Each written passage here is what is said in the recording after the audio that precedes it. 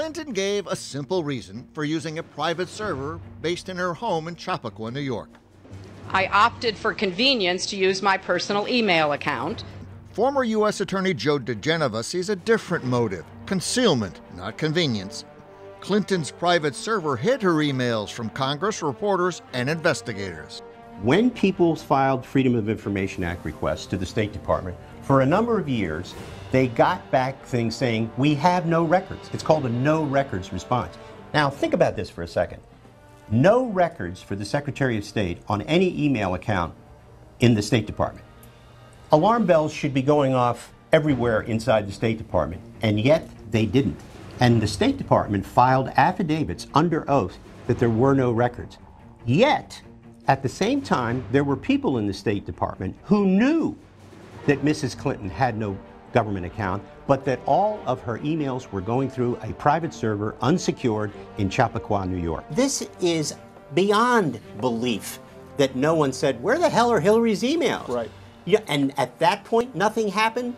I think the amount of duplicity and deception and lying and perjury that has been committed in the Freedom of Information lawsuits involving you and other people is staggering. This server was set up to do exactly what it accomplished. It was designed so that no records would exist at the State Department, so that when Freedom of Information Act requests were filed there, the answer would be, we have no records. Clinton repeatedly denied that was her motive. And you wanted to make it a little more difficult for congressional investigators to subpoena your government emails, and a little more difficult for Freedom of Information Act requests. Is that a fair theory or no? It's totally ridiculous. That never crossed my mind. But her actions frustrated Judicial Watch and others who filed FOIA, Freedom of Information Act requests. Judge Emmett Sullivan presided over one major FOIA case involving Clinton. He got very frustrated at one point and turned to the government attorney representing the State Department and said, I want one question answered. It should be very clear. Who authorized use of the server? My use of personal email was allowed by the State Department. Not so, says the State Department's Inspector General's report. Page 37 states there's no evidence that the Secretary requested or obtained guidance or approval to conduct official business via a private server. As the Inspector General, Steve Lynch, explained to the House Oversight and Government Affairs Committee. I can tell you our report said that she didn't have approval. None of the officials, the senior officials who were there at the time, gave her approval or were even aware that she had a server, according to them. The IG's report explains on page 27 that employees generally must use department information systems. Assistant IG Jennifer Costello summarized the State Department's policy, which says that day-to-day operations must be conducted, I'm paraphrasing, but must be conducted on authorized information systems. So in order to exclusively use personal email for official business, Secretary Clinton would have required approval. Clinton never asked for approval. The FBI's report on page 10 states, Clinton told the FBI that she did not explicitly request permission from State to use a private server. If Clinton had asked, she would have been turned down. Page 37 of the State Department's IG report states officials would not approve because of security risks. The reason we know this is because the officials we interviewed at the department, both in the Office of Diplomatic Security and the Office of Information Resource Management, told us that. Clinton's emails were on her private server, not a government system. So the State Department had no Clinton emails to give when it received FOIA requests for them, a concern for Congressman Trey Gowdy. How would those FOIA requests have been responded to and complied with if they didn't even have the records? Well, as we identified in our previous report on FOIA, it would have been difficult if the records are not part of the agency record-keeping system to respond to FOIA. I want you to assume an absurd hypothetical that Secretary of State has exclusive use of personal email and that she is corresponding with someone who also uses personal email. You with me? I'm with you. How in the world is the State Department ever going to capture that email? It would be, and this is something we addressed in our FOIA report, it would be difficult because... That'd be a challenge, wouldn't it? It would, because only records under the agency's control are subject to FOIA So in other words, the department wouldn't be able to reach in necessarily to a private account. So well, you wouldn't even know about it, would you? If it's personal to personal, how would you know about it? You wouldn't know about it. This system was designed to deny access to public records for 4 years, records that belong to the people of the United States, not Mrs. Clinton. And that was the point, the motive for setting up the private server, to conceal Clinton's emails.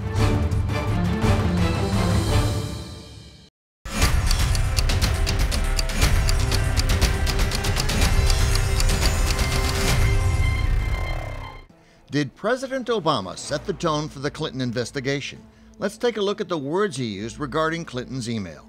April 10, 2016, Fox News Sunday. Now, what I've also said is that, and she's acknowledged, that there's a carelessness in terms of managing email. 3 months later, here's how FBI Director Comey described Clinton and her associates' use of email. There is evidence that they were extremely careless in their handling of very sensitive, highly classified information. Obama says carelessness. Comey says extremely careless. Coincidence? Now let's consider another Obama statement regarding Clinton's use of a private server. She would never intentionally put America in any kind of jeopardy. 3 months later, here's what Comey said. Although we did not find clear evidence that Secretary Clinton or her colleagues intended to violate laws governing the handling of classified information.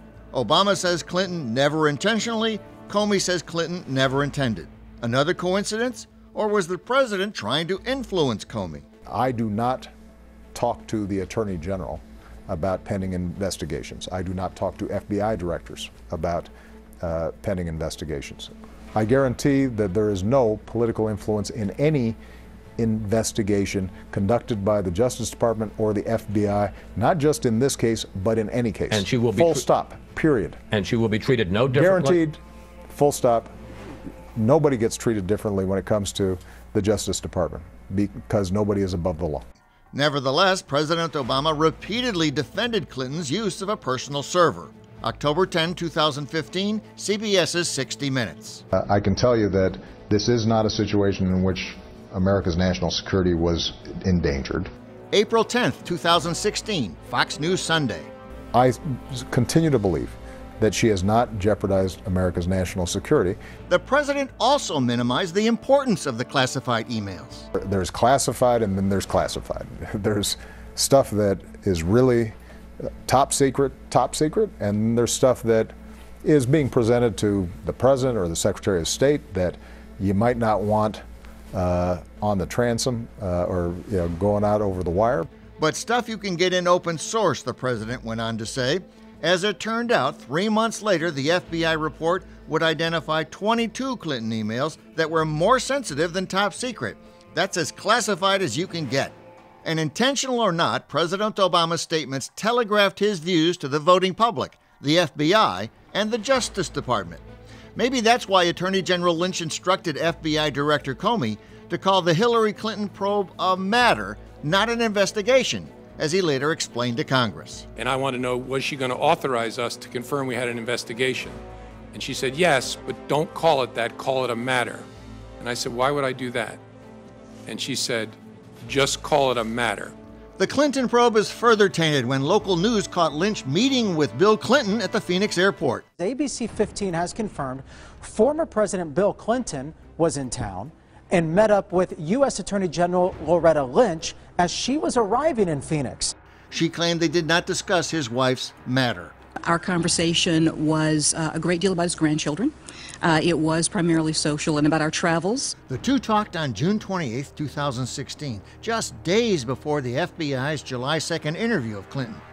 Bill Clinton seeking out and meeting Lynch caused an uproar. For Lynch, it was an obvious appearance of impropriety, and she knew it. I certainly wouldn't do it again. Because I think it has cast this shadow over what it should not. Nevertheless, Lynch didn't recuse herself from the case. Instead, on July 1st, she said she'd accept whatever final decision was recommended by the FBI and the Justice Department's career prosecutors. That same day, FBI attorney Lisa Page texted the FBI's lead investigator, Peter Strzok. Page sarcastically noted that Lynch's position was hardly a profile in courage, quote, since she knows no charges will be brought, end quote. On July 5th, Comey made the no charges recommendation public. Attorney General Lynch defended the decision. I received the recommendation of the team, and that team was composed of prosecutors and agents. It was a unanimous recommendation as to how to resolve the investigation. I saw no reason not to accept it, and again, I reiterate my pride and faith in their work. This case was investigated by a group of professionals, career FBI agents. The very best we have were put on this case. The top three of that very best group have been fired or demoted. All face criminal prosecution. FBI Deputy Director Andrew McCabe was fired for lying to government investigators. There's also the curious coincidence that his wife ran for state office in Virginia with the help of more than $500,000 in campaign funds tied to Clinton associates. Peter Strzok, the lead investigator in the Clinton case, is talking to prosecutors and may already have a plea deal. The same for attorney Lisa Page, who reported to McCabe. Strzok and Page sent thousands of texts to one another. They left no doubt about their political views. He wrote Trump as an idiot. She described him as loathsome, and another time as a menace. But perhaps the most troubling text suggested a scheme against Trump. Strzok wrote, I want to believe the path you threw out for consideration in Andy's office, that there's no way he, meaning Trump, gets elected. But I'm afraid we can't take that risk. It's like an insurance policy in the unlikely event you die before you're 40. The insurance policy was the FISA warrant that was used to spy on Team Trump, hoping to unearth evidence to smear Trump before the election or force him from office if he won. In hindsight, Comey's defense of his team rings hollower than ever. This organization and the people who did this are honest, independent people. We do not carry water for one side or the other. That's hard for people to see because so much of our country we see things through sides. We are not on anybody's side. You can call us wrong, but don't call us weasels. We are not weasels. We are honest people, and we did this in that way. Whether you disagree or agree with the result, this was done the way you would want it to be done. I hope people will separate two things: questions about facts and judgment from questions and accusations about integrity. As I said before, you can call us wrong, you can call me a fool. You cannot call us weasels, okay? That is just not fair, and I hope we haven't gotten to a place in American public life where everything has to be torn down on an integrity basis just to disagree. You can disagree with this. There is just not a fair basis for saying that we did it in any way that wasn't honest and independent. That's when I get a little worked up, sorry.